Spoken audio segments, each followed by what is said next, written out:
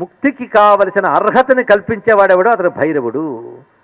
అయితే భైరవుడు అంటే ఉగ్రుడు అని కూడా అంట. అతి క్రూర మహాకాయ కల్పాంత దహనోపమ భైరవాయ నమస్తుభ్యం అనుజ్ఞాన్ దౌతుమర్హస్య నమస్కారం చేస్తాం. అతి క్రూర అనే శాస్త్రం ఉంది. కొంతమంది తీక్ష్ణ దంష్ట్ర అని మార్చుకున్నారు కానీ అతి క్రూర అని, అతి క్రూరుట ఎవరు మహానుభావుడని కాలభైరవుడు. అయితే దేవత క్రూరంగా ఉంటాడండి అంటే ఆ క్రూరత్వం కూడా దివ్యమేనయ్యా అన్నారు. అంటే భీమశాసనమతి క్రూరం భీతినాశకమతి దయాళుం అటువంటి వాడు ఆయన, పరమ దయాస్వరూపుడు. అందుకే భగవత్పాదుల వారు కూడా ఎంత చక్కగా చెప్పారంటే కృపాకరం అనే మాట వేశారు ఇక్కడ. కృపాకరం నారదాది యోగి బృంద వందితం దిగంబరం కాశికాపురాధినాథ కాలభైరవం భజి అని చెప్పారు. ఆ దయాస్వరూపాన్ని కాలభైరవ అష్టకం ఏదో తేలిగ్గుంది అనుకుంటా కానీ వ్యాఖ్యానిస్తే అపూర్వమైన తత్వం వస్తుంది.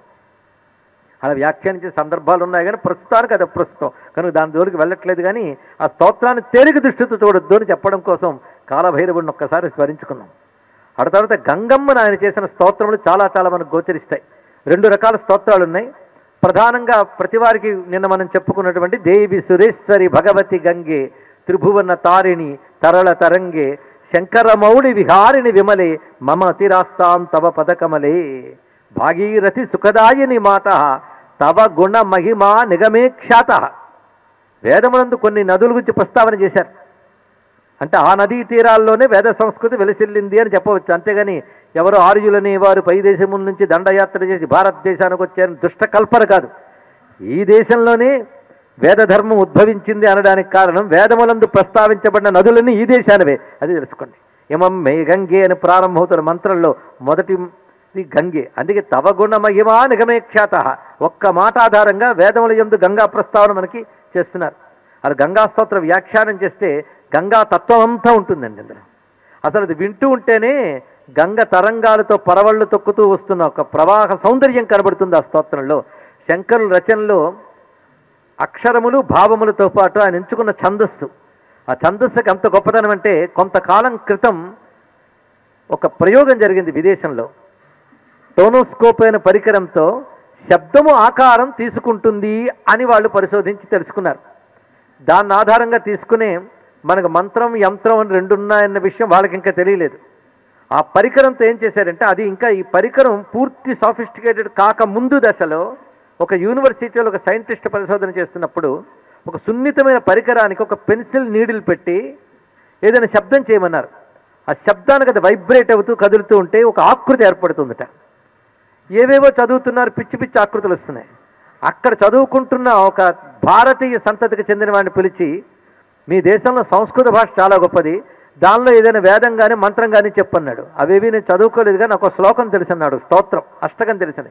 అదే చెప్పంటే అతను చదివింది దేవరాజ సేవ్యమాన పావనాంగ్రి పంకజం. ఇది మొత్తం చదవగానే ఏర్పడిన ఆకృతి ఒక విచిత్రమైన పెద్ద కుక్క ఆకారం వచ్చిందండి.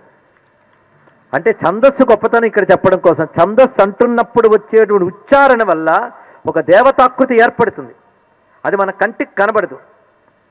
కంటికి మనలాంటివే కనబడతాయి, మనకి మనలాంటివే కనబడతాయి కానీ అతీతమైన ఒక్కరు కనబడితే సూక్ష్మంగా ఒక స్తోత్రం చదివినా మంత్రం చదివినా శబ్ద ప్రకంపన వల్ల ఒక మహా చైతన్యం ఏర్పడుతుంది. అని మంత్ర చైతన్యమే దేవత అని శాస్త్రం చెప్తున్న నిర్వచనం. అలాగే శంకరులు ప్రతి స్తోత్ర రచనలో ఉన్నటువంటి ఛందస్సు కానీ శబ్దము కానీ వాటి వల్ల ఏర్పడేటువంటి శక్తి ఆ దేవతను ఆవిర్భవింపజేస్తుంది, దేవతా సాన్నిధ్యాన్ని ఇస్తుంది తెలుసుకోవాలి.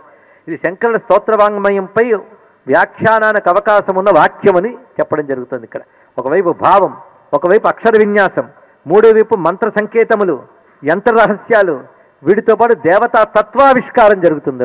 దేవత యొక్క తత్వం ఆవిష్కరిస్తారు. దానితో పాటు ఆ ఛందస్సులో ఆ దేవతను ఆవిర్భవింపజేసే స్ఫోటనం ఉంటుంది, శబ్ద స్ఫోటనం ఉంటుంది. ఇది శంకరుల స్తోత్రాల గురించి అర్థం చేసుకోవాలంటే. అలాంటి లక్షణమే ఉగ్రం వీరం ఉద్గ్రసతి అని అర్థం తీసుకుని కరావలంబం అనే భావంతో లక్ష్మీ నృసింహం అవదేహి కరావలంబం అంటూ అది ఆ ఛందస్సులో రచించిన విశేషం. సుబ్రహ్మణ్యుని తలంచుకోగానే ఆయన మహాభుజంగ స్వరూపుడు గనక భుజంగ ప్రియాతమే చూపించారు ఆయన ఇక్కడ. మొత్తం స్తోత్రవాంగ్మయం ఈ నెపంతో మనం స్మరించుకుంటున్నాం. నేను కథ చెప్పడం ప్రధానం కాదు, శంకరం లోకశంకర అని చెప్పదలుచుకున్నాం గనక ఈ స్తోత్ర పఠనం మనం చేస్తూ ఉంటే చాలు, ముందు మన శరీరం శుద్ధమవుతుంది, మన పరిసరాలు శుద్ధమవుతాయి, ప్రపంచం శుద్ధమవుతుంది. అటువంటి శక్తి వారి స్తోత్రంలో ఉందండి. అనే స్తోత్ర పారాయణలు చేసుకోవాలి. ఎందుకంటే వేద మంత్రములకు కానీ బీజాక్షర మంత్రములకు కానీ అధికార భేదాలు ఉంటాయి.